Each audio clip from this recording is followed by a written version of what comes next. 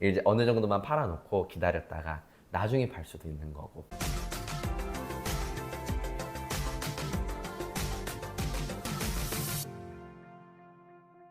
안녕하세요, 뱀보쌤. 네, 안녕하세요. 안녕하세요. 네. 저 궁금한 게 있어서 왔는데요. 한국 분양이랑 캐나다 분양이랑 좀 다른 점이 있나요? 아, 시스템 말씀하시는 거예요? 네. 한국 분양 시스템 같은 경우에는 저희가 막 로또 분양 이렇게 말을 하는 것처럼 보통 날짜가 정해져 있고 그 전에 사람들이 전체를 다 신청을 하면은 이제 당첨자가 발표가 되는 거죠. 그렇다 보니까 조금 본인의 운과 물론 점수들이 다 들어가지만 또 분양 뭐 이런 식으로 말들이 나오는 건데 캐나다 분양 시스템은 조금 그거와는 많이 다른 것 같아요. 사전 분양이라고 말을 하고 싶고 두 번째로 인벤토리 분양 이렇게 나누고 싶어요. 그래서 사전 분양 때는 정말로 그 건설사와 관계가 좋은 리얼터들, VIP 리얼터들을 대상으로 우선권을 이제 주게 되어 있어요. 그래서 그 고객분들이 먼저 이제 유닛을 선점을 할 수가 있고요. 그 이후에 이제 인벤토리 분양으로 진행이 되게 되는 거예요. 즉 남은 물량을 가지고 이제 공개된 거죠, 퍼블릭에. 그래서 이제 사람들이 구매를 하는 건데 그렇게 이제 두 단계로 진행이 된다. 이렇게 정리를 할 수 있을 것 같습니다. 그럼 사전 분양은 미리 구매하는 거니까 좋은 거고, 인벤토리 분양은 안 좋은 거 아니에요? 그렇게 느끼실 수가 있어요. 엄연히 사전 분양과 인벤토리 분양 다 각자 장단점이 있고요. 우선 사전 분양 같은 경우에는 모든 리얼터들이 권한을 갖고 들어올 수는 없어요. 그래서 이제 VIP 리얼터들이 고객분들을 모시고 미리 유닛들을 선점할 수 있고요. 당연히 유닛들 가격들이 조금 더 저렴한 편이기도 하죠. 그래서 그러한 장점이 있지만 또 어떤 건설사 같은 경우에는 어찌 보면은 사람들이 많이 모였을 때니까 본인들이 생각하기에 선호도가 떨어지는 유닛들, 팔기 어려운 유닛들을 그때 같이 끼워서 리얼터들한테 주는 경우들도 있죠. 그래서 조금 그런 걸 분석을 잘 하는 리얼터들한테 일을 맡기시면 좋을 것 같고요. 다만 인벤토리 분양이라고 해서 뭐 우리는 늦었으니까 나쁜 것들만 있을 거야 이렇게 생각하실 필요는 없는 게 어찌 보면은 첫 번째로 건설사가 조금 인기가 떨어지거나 사람들의 발걸음이 적어졌을 때 그때 상황에서도 언제든지 거래를 할 수 있는 좋은 유닛들을 갖고 있을 수도 있고요. 그래서 나중에 인벤토리 유닛 때 그때 이제 거래를 시키도록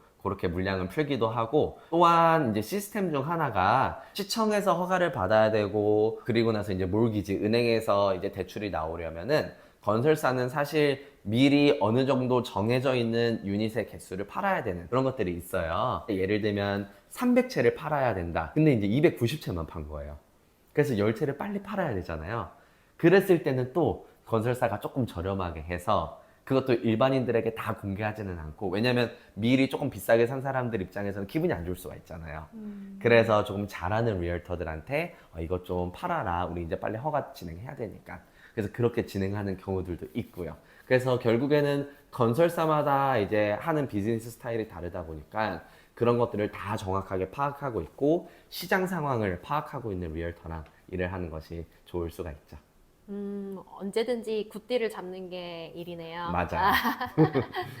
그럼 마음에 드는 유닛을 골랐을 때 다음 스텝은 뭐예요? 유닛을 잡으신 거죠? 음, 그럼 그 이후에 이제 첫 번째로 이제 이니셜 디파짓을 납부하게 되세요. 그래서 보통 5,000불에서 10,000불 정도인데 그렇게 이제 이니셜 디파짓을 납부를 하시고 나서 계약서를 받으실 거예요. 계약서를 받으시면은 먼저 사인을 하실 건데 당연히 먼저 사인하시기 전에 뭐 빠져있는 내용은 없는지 혹은 뭐 숫자나 이런 것들이 잘 기입이 되었는지 또한 이제 함께 받으실 것이 Disclosure Statement라는 서류예요. 그 서류는 그 프로젝트에 관련된 모든 내용들이 다 들어가 있는 거여서 적게는 뭐 100페이지, 많게는 3, 400페이지까지 모든 내용들이 다 들어가 있어요.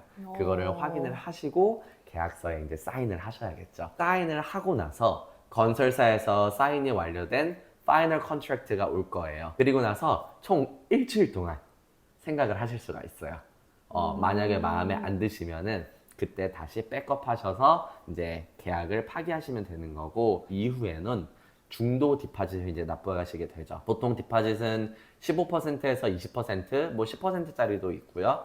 그래서 1년에서 2년 정도에 나눠서 계속 납부를 하실 거고 완공일을 기준으로 뭐 1년에서 2년 정도 전에 분양 같은 경우에는 모기지를 미리 확정 지을 수가 있어요. 은행에 가서 펌 어프로브를 받으실 수가 있고 그 이후에 기다리셨다가 입주를 하시던지 혹은 세입자를 받으시든지 그렇게 이제 완공을 진행하시면 되는 거죠. 계약 과정 중에서 좀 꼭 알아야 하는 팁들이 있나요? 특히 분양 같은 경우에는 제가 실제로 볼 수 있는 게 전혀 없잖아요. 그러다 보니까 제 생각엔 결국에는 누가 더 정확한 상상력이 있는지가 되게 중요할 것 같아요. 그 주변이 앞으로 어떻게 될 건지, 그리고 나는 어떻게 이거를 매도할 수 있을지에 대해서 많이 생각하는 편인 것 같아요. 뭐 역 주변 같은 경우에는 뭐 대부분 하이 덴시티 지역이다 보니까 많은 프로젝트들이 올라올 거고, 그에 따라서 옆 건물들과의 뭐 거리라든지 그 속에서도 그나마 내가 조금 더 취할 수 있는 이득이 무엇일까, 내 유닛이 가져갈 수 있는 다른 유닛과 비교했을 때 장점이 무엇일까, 이런 것들을 많이 생각해 보시면은 조금 더 좋은 투자, 좋은 선택을 하실 수가 있을 것 같고요. 두 번째로 몰기지 같은 경우에도, 분양 같은 경우에는 각 은행별로 건설사를 믿고 미리 펌 어프로브를 내준다고 했잖아요. 그랬을 때 은행별로 이제 미리미리 사전 승인, 최종 사전 승인을 이제 내주는데, 이제 그런 것들도 어찌 보면은 미리 준비했을 때 마음이 편한 그런 거는 있겠죠. 쌤, 그럼 분양이라는 게 원래 미리 구매하는 거잖아요. 그렇죠. 근데 건물을 미리 지어놓고 판매하는 건설사도 있더라고요. 맞아요. 좀 늦게 판매를 시작한 건지 아니면 분양이 좀 잘 안 된 건지 구분이 안 돼서요. 우선은 꼭 그렇지만은 않아요. 답은 다양하게 줄 수 있을 것 같은데, 일단은 현금이 정말 많은, 그래서 뭐 은행의 도움 없이도 건설을 진행할 수 있는 그런 건설사들도 있잖아요. 그런 곳 같은 경우에는 그냥 본인들이 미리 다 지어버리고, 그리고 그 이후에 시장이 많이 올라갔을 때 그때 판매를 하기도 하고요.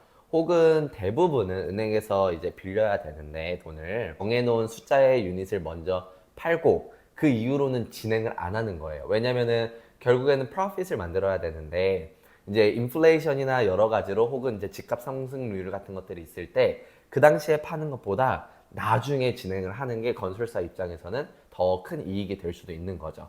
그래서 딱 그 수까지만 팔고 잠깐 멈췄다가 이제 뭐 몇 년이 지나서 더 큰 이익을 만들 수 있을 때 그때 판매하는 그런 경우들도 있고, 너무 다양한 케이스들이 많고 비즈니스 스타일들이 다 달라서 무조건 뭐 실패해서 나중에 분양을 한다 뭐 이런 식으로는 그거는 잘못된 정보일 것 같아요. 네.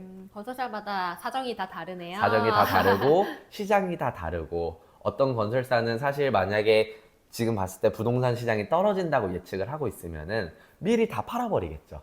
조금 더 사람들이 비싼 가격에 분양을 잡을 수 있을 때. 어떤 건설사는 봤을 때 시장이 올라갈 것 같아요. 그러면은 조금 이제 어느 정도만 팔아놓고 기다렸다가 나중에 팔 수도 있는 거고.